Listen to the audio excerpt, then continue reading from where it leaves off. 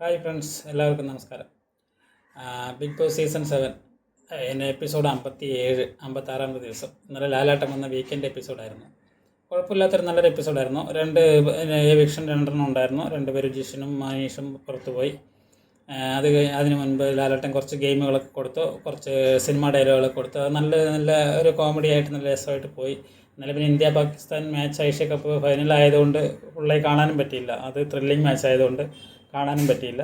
അത് അവസാനം ജയിച്ചു, കപ്പ് എടുത്തു. പക്ഷേ കപ്പ് കിട്ടിയില്ല. കപ്പ് മേടിക്കാമായിരുന്നു. അതാണ് എൻ്റെ അഭിപ്രായം. കപ്പ് മേടിക്കാതെ തിരിച്ച് പോകേണ്ടിയിരുന്നില്ല. നമ്മൾ ജയിച്ചിട്ട് വന്ന കപ്പല്ലേ. അപ്പോൾ അത് ചെയ്തത് ഇല്ല. അത് പോട്ടെ, നമ്മുടെ വിഷയം അതല്ല. അപ്പോൾ ഇന്നലെ ലാലാട്ടൻ എന്നിട്ട് അവസാനം ഇടയിൽ അങ്ങനെ എത്ര ദിവസങ്ങളായി എന്ന് പറഞ്ഞിട്ട് 57 എന്ന് പറഞ്ഞപ്പോൾ അതിലെ പറഞ്ഞപ്പോൾ അതിലെ എണീപ്പിച്ച് നിർത്തിയിട്ട് സംസാരിച്ചു. അതിലെ കണക്കുകൂട്ടലൊക്കെ തെറ്റുന്നുണ്ടോ എന്ന് ചോദിച്ചിട്ട് പിന്നെ ആദിലയോട് സംസാരിച്ചു. എന്താണ് ആദിലേക്ക് കണക്കുകൂട്ടൽ തെറ്റി പ്രശ്നങ്ങൾ വരുന്നത്, അതെന്താ സംഭവം എന്ന് ചോദിച്ചു. അപ്പോൾ അനീഷ് ഓരോന്ന് പ്രൊവോക്ക് ചെയ്യുന്നു, അങ്ങനെയൊക്കെ ആണ്. പിന്നെ അതെല്ലാം പറഞ്ഞ് സോൾവ് ചെയ്തു. എല്ലാം തമാശയ്ക്കാണ് എന്നൊക്കെയാണ് ആദില പറഞ്ഞുകൊണ്ടിരിക്കുന്നത്. അപ്പോൾ ആദില തമാശയ്ക്കാണ് എന്ന് പറഞ്ഞുകൊണ്ടിരിക്കുമ്പോൾ ലാലേട്ടൻ തന്നെ പറയേണ്ടത് തമാശയൊന്നുമല്ല. കാരണം അത്രയ്ക്ക് മോശമായിട്ടാണ് അനീഷിനോട് ആദില പെരുമാറിയത്. അത് നല്ല ഉറപ്പാണ്. അത്രയ്ക്ക് മോശമായിട്ടാണ് പെരുമാറിയത്. അത് ആദിലയ്ക്ക് അങ്ങനെ പെരുമാറാനുള്ള കാരണം നോമിനേഷനിൽ വന്നപ്പോൾ മുതലാണ്. നോമിനേഷനിൽ ആദിലയെ ഉൾപ്പെടുത്തിയത് കൊണ്ട്, അനീഷ് പറഞ്ഞത് കൊണ്ട് മാത്രമാണ്. അത് ലാലേട്ടനും പറഞ്ഞിട്ടുണ്ട്. നോമിനേഷനിൽ ഇട്ടത് കൊണ്ടാണോ എന്ന് ചോദിക്കുന്നുണ്ട്. അതുകൊണ്ടാണോ അല്ലേ എന്ന് ലാലേട്ടനും ഒരു ചോദ്യം ചോദിക്കുന്നുണ്ട്. പിന്നെ ആദിലയ്ക്ക് നമ്മളൊക്കെ മനസ്സിലാക്കിയത്, ആദില നൂറയെ ഇഷ്ടമല്ല എന്ന് അനീഷ് പറഞ്ഞിട്ടുണ്ട്. അപ്പോൾ അതും ആദിലയ്ക്ക് ഒരു അനീഷിനോടുള്ള ഒരു ദേഷ്യമായി ഭവിച്ചിട്ടുണ്ട്. കാരണം ആദിലയ്ക്ക് ഒരു പ്രാന്തൻ സ്നേഹമാണ്.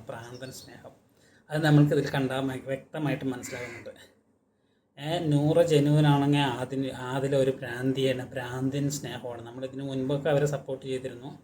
പക്ഷേ ഇത് നമ്മൾ അവരെ വീക്ഷിക്കുന്ന സമയത്ത് മനസ്സിലാവുന്നുണ്ട് അതൊരു പ്രാന്തൻ സ്നേഹമായി മാറിക്കൊണ്ടിരിക്കുകയാണ്.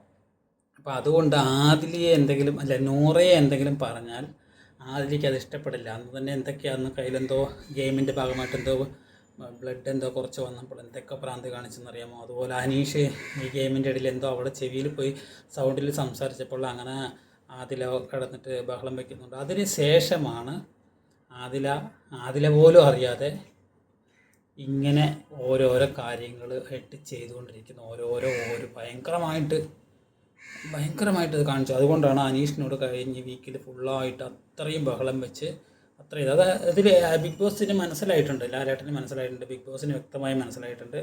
അപ്പോൾ അത് ഓരോരുത്തരെ എണീപ്പിച്ച് നിർത്തി ചോദിക്കുന്നുണ്ട്, എന്താ സംഭവം, ഇവർ തമ്മിൽ എന്താ ഇഷ്യൂ എന്ന്. ഇപ്പോൾ ഷാനവാസ് കൃത്യമായിട്ട് പറയുന്നുണ്ട്, ഇവരുടെ അനീഷ് ഇങ്ങനെ ഒരു കാര്യം ചെയ്യാൻ പറയുമ്പോൾ അത് ചെയ്യ്, പാത്രം കഴുകുന്നതാണ്, പാത്രം കഴുകുമെന്ന് വന്നിട്ട് അത്രയും പ്രൊവോക്ക് ചെയ്യുകയാണ്.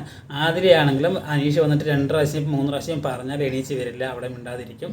അപ്പോൾ രണ്ടുപേരുടെയും മിസ്റ്റേക്ക് ഉണ്ട്. ഇത് ഞങ്ങൾക്ക് ബോറടിച്ച് തുടങ്ങി എന്ന് ഷാനവാസ് പറയുന്നുണ്ട്. അത് വ്യക്തമാണ്. എല്ലാവരും കണ്ടു നിൽക്കുന്നവർക്ക് ബോറടിച്ച് തുടങ്ങി. ഇവരുടെ വഴക്ക് അങ്ങനെയായിരുന്നു.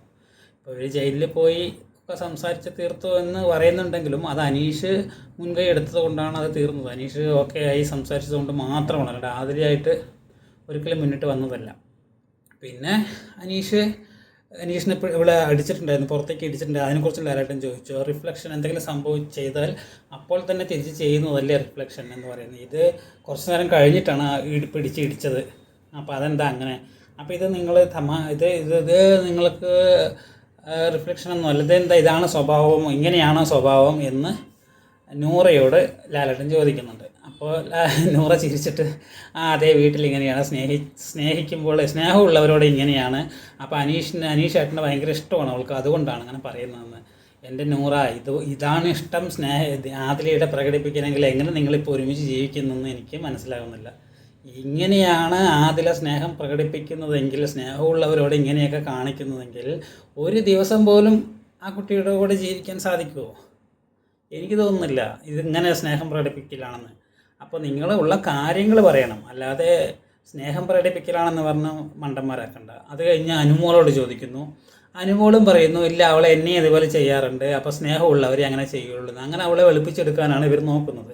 പക്ഷേ ലാലേട്ടൻ അത് വ്യക്തമായിട്ട് പറയേണ്ടത് സ്നേഹമൊന്നുമല്ല, ഇങ്ങനെ ചെയ്യാൻ പാടില്ല എന്ന് വ്യക്തമായി പറയേണ്ടത്. അതൊരു ആദിലേക്ക് ഒരു സൂചനയും കൂടിയാണ്. കാരണം പുറത്ത് ആദിലേക്ക് സപ്പോർട്ട് കുറയുന്നുണ്ട്, അത് ഉറപ്പാണ്. ഈ ഒരു വിഷയം കഴിഞ്ഞ ആഴ്ചയിൽ അനീഷിൻ്റെ വിഷയത്തിൽ എന്തായാലും സപ്പോർട്ട് കുറഞ്ഞുകൊണ്ടിരിക്കുന്നുണ്ട്. അത് ലാലേട്ടന് എല്ലാവർക്കും മനസ്സിലായിട്ടുണ്ട്. അതുകൊണ്ടാണ് അവൾക്കൊരു സൂചന കൊടുത്തത്. അങ്ങനെ അതിലേക്ക് മനസ്സിലായല്ലോ. ഓക്കെ, അനുമോളോട് ചോദിക്കുമ്പോൾ അനുമോളും പറയുന്നത് പിന്നെ ഇല്ല, അവളെ സ്നേഹം കൊണ്ടാണ്, അങ്ങനെയാണ്, പ്രശ്നങ്ങളൊക്കെ തീർന്നു, ഇപ്പോൾ എല്ലാവരും ഇങ്ങനെ സ്നേഹമുള്ളവരൊക്കെ ഇങ്ങനെ ചെയ്യും. ഇങ്ങനെ സ്നേഹിച്ചാൽ എങ്ങനെ കൂടെ ജീവിക്കുന്നത് എനിക്ക് മനസ്സിലാകുന്നില്ല. ഇതാണോ സ്നേഹം? അപ്പോൾ ഇത്രയും കാലമൊക്കെ അവരൊരു ഇഷ്ടം ഉണ്ടായിരുന്നു ആദിലയോട്. കാരണം ആദില ജെനുവിനാണ് എന്നാണ് തോന്നിക്കൊണ്ടിരുന്നത്. പക്ഷേ ആദില ജെനുവിനല്ല. ആദില ഒരു വേറൊരു മുഖംമൂടി അകത്തുണ്ട്. പിന്നെ അത് ഇടയ്ക്കിടയ്ക്ക് അത് പുറത്തേക്ക് വരികയാണ് അങ്ങനെ. പിന്നെ നൂറിയെ ആരെങ്കിലും എന്തെങ്കിലും പറഞ്ഞാൽ ആദില ഭയങ്കരമായിട്ട് പ്രൊവോക്ക് ആവുന്നുണ്ട്. അതൊരു പ്രാന്തൻ സ്നേഹമായിട്ട് മാറുന്നുണ്ട്.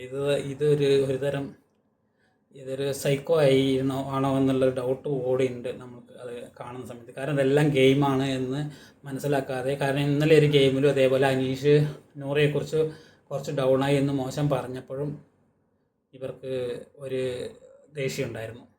അങ്ങനെ എന്ത് പറയുമ്പോഴും ദേഷ്യം, അതൊരു ഗെയിം സ്പിരിറ്റിൽ എടുക്കാൻ ഇവർക്ക് കഴിയുന്നില്ല. അപ്പോൾ അത് നമ്മൾ ആരും ശ്രദ്ധിക്കുന്നില്ല എന്നുള്ളൂ. പക്ഷേ അവർ രണ്ടുപേരും ശ്രദ്ധിക്കുന്നവർക്ക് അത് മനസ്സിലാവും അതങ്ങനെയാണ്. പക്ഷേ അതിന് ഇപ്പോൾ എല്ലാവരും തമാശയാണ്, അത് കളിയാണ്, സ്നേഹം കൊണ്ടാണ് എന്ന് പറയുമ്പോൾ ആര്യനോട് ചോദിച്ചു അപ്പോൾ അവസാനം.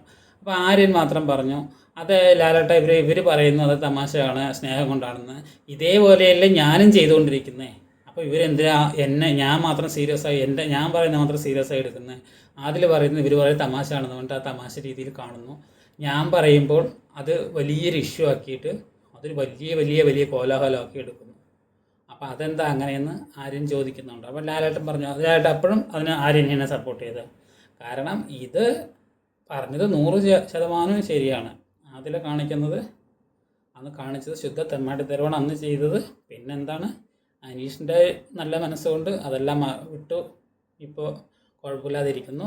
പക്ഷേ നൂറയും അനുമോളും ഷാനവാസും പറയുന്നത് സ്നേഹം കൊണ്ടാണെന്ന്. ഇങ്ങനെ സ്നേഹിച്ചാൽ ഒരു ദിവസം പോലും ആദിലയുടെ കൂടെ ജീവിക്കാൻ പറ്റില്ല.